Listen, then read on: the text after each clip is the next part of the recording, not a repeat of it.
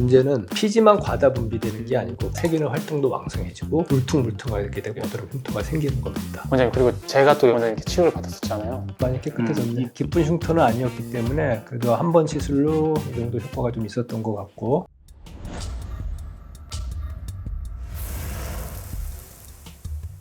네, 안녕하세요. 23년째 미용의학을 하고 있는 미와 친한 의사 김광태입니다. 안녕하세요, 조 대표입니다.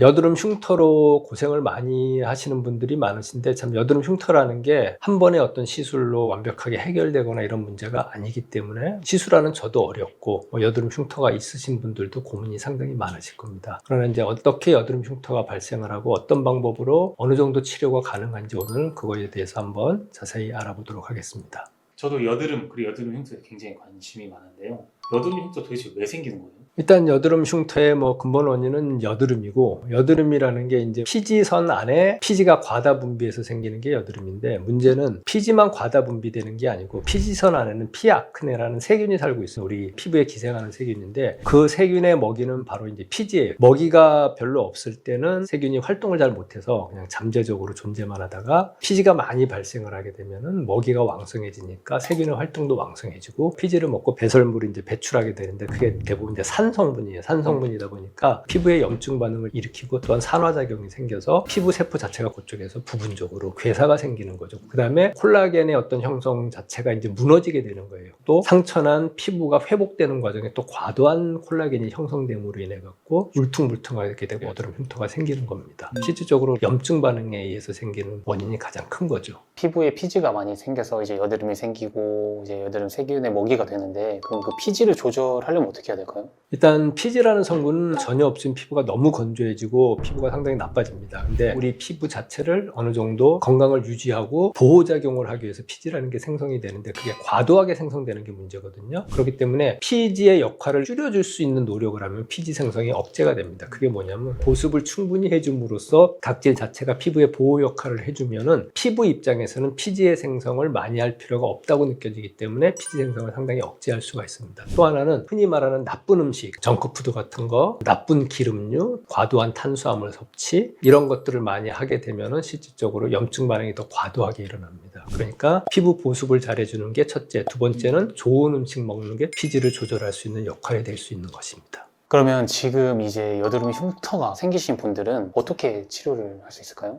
기본적으로 흉터가 있다. 어떤 흉터냐에 따라 좀 달라집니다. 아이스픽, 박스카, 롤링, 이렇게 이제 여러 가지 흉터가 있는데, 쉽게 얘기해서 경계가 뚜렷하지 않고 완만하게 파인 흉터 같은 경우는 치료가 쉬워요, 상대적으로. 밑에 서브시전을 해준다든지 밑에 필러나 콜라겐 같은 걸 채워서 꺼진 데를 살짝 올려주기만 하면은 흉터가 많이 완화될 수가 있는데, 아이스픽이라든지 박스카 형식 이런 식으로 경계가 뚜렷한 흉터는 그런 채우기만 하는 흉터 재건술로는 잘 해결이 안 됩니다. 그럴 때는 뚜렷한 경계면을 깎아서 완화시켜주는 기본적인 치료가 있는데, 저희 병원에서 주로 하고 있는 거는 프렉사 치료인데, 이 프렉사는 플라즈마를 이용해서 경계면을 깎아주는 치료를 많이 하고 있고요. 그다음 두 번째는 콜라겐을 재합성해주는 치료인데, 콜라겐을 재합성하기 위해서는 새로운 상처를 주는 겁니다. 첫 번째는 바늘, 니들로 구멍을 뚫어주는 방법, 두 번째는 구멍을 뚫어준 상태에서 RF, 고주파를 흘려서 전기 자극을 주는 방법, 그 다음에 세 번째는 레이저로 구멍을 뚫는 방법들이 대표적으로 있습니다.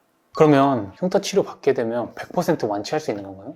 일단 흉터는 100% 완치는 불가능하다고 생각을 하시면 되고요. 작게는 30-40% 정도에서 좋게는 90% 이상까지도 가능합니다. 그러나 그 흉터가 얼마나 심한지, 그 다음에 기간이 얼마나 됐는지, 그 다음에 환자의 나이가 젊은지 연세가 많으신지에 따라서는 그 결과 차이가 상당히 많이 생깁니다. 보통 여드름 흉터를 치료하는 치료 레이저도 상대적으로 다른 레이저보다는 강한 레이저가 사용이 됩니다. 진피까지 내려갈 정도의 강한 레이저를 쏴줘야 되는데, 그 정도 상처를 주게 되면 결국 회복 시간이 오래 걸리고 한 번 시술하고 그 다음 시술까지의 텀이 상당히 길어집니다. 그렇기 때문에 보통은 적어도 5번, 10번 이렇게 치료를 해야 되기 때문에 마지막까지 하다 보면은 짧게는 2-3년 걸리고 길게는 5-6년 이상이 걸리게 되는 것입니다.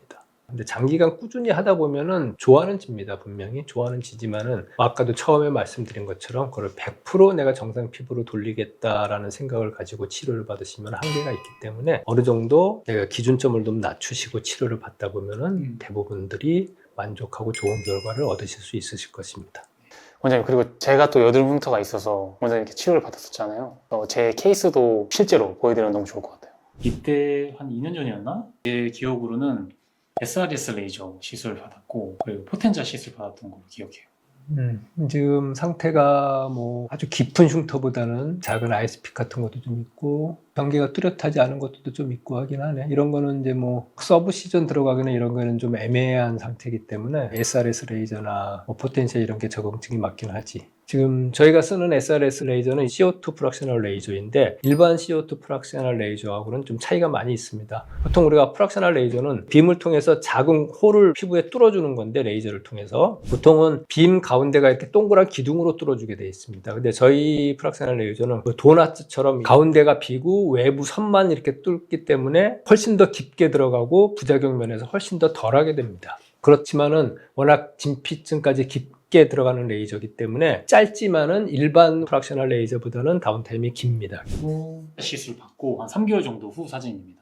여기 보면 그때 관자놀이, 이마, 양볼 이렇게 시술을 받았던 걸로 저는 기억을 하고요. 많이 깨끗해졌네. 깊은 흉터는 아니었기 때문에 그래도 한 번 시술로 이 정도 효과가 좀 있었던 것 같고 뭐 한 2-3번 정도 또 해주면은 상당히 많이 좋아질 것 같다.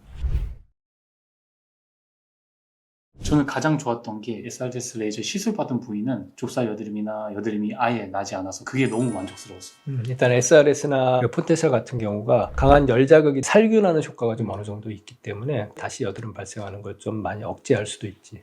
또 얼마 전에 프렉사랑 필러 시술도 받았잖아요. 우리 조 대표 시술하는 영상을 한번 보시죠. 네, 꺼진 부위에 이렇게 필러를 살짝 주입하고 그 후에 몰딩을 통해 갖고 면을 맞춰주는 과정이 필요합니다. 요거는 이제 프렉사라는 기계로 플라즈마를 이용해서 피부를 수축시켜서 흉터를 좀 좁혀주고 그 다음에 경계 부위를 깎아가지고 경계면을 완화시켜주는 그런 치료입니다. 이거는 치료 3일후 딱지 벗겨진 상태고 그래도 꽤 차오르죠? 이렇게 경계가 뚜렷하지 않은 페인 흉터 같은 경우는 필러 시술로도 어느 정도 효과를 볼 수 있고요. 나머지 경계가 좀 있는 것들은 프렉사나 SRS 레이저를 이용하시면 충분하게 효과를 보실 수 있습니다. 저희가 이런 SRS 치료 같은 여드름 흉터 치료에 강한 레이저 치료를 하는 경우에는 그냥 일반적인 후관리만 해주는 데는 한계가 있기 때문에 고압산소 치료를 항상 같이 시행을 하고 있습니다. 고압산소 치료를 하면 우리가 다운타임이나 부작용의 확률을 그래서 한 3분의 1로 확 줄일 수가 있습니다. 훨씬 더 개선 효과가 좋기 때문에 고압산소 치료를 반드시 같이 하고 있습니다. 예, 오늘은 저희가 여드름 흉터에 대해서 살펴보았습니다. 뭐 여드름 흉터가 생기는 원인, 치료 과정, 그 다음에 시술 케이스를 통해서 여러분들에게 소개를 시켜드렸는데 여드름 흉터는 처음 말씀드린 것처럼 흉터가 다 좋아지겠다는 그런 생각을 갖고 치료를 받으시면 안 되고 좀 꾸준하게 장기적인 치료를 생각을 하셔야 되고요. 아까 말씀드렸듯이 단순한 레이저 치료나 서브시전이나 필러 치료만으로 끝나는 게 아니고 고압산소 치료라는 거를 같이 접목해서 치료를 받으시면 그 결과도 훨씬 잘 나오고 치료 시간도 획기적으로 단축시킬 수가 있습니다. 그러니까 그런 치료를 곁들여서 한번 치료를 받아보시는 것도 권해드리겠습니다. 오늘도 끝까지 시청해주신 여러분께 감사드리고 제 영상이 도움이 되셨다면 좋아요와 구독을 부탁드리겠습니다. 감사합니다. 감사합니다.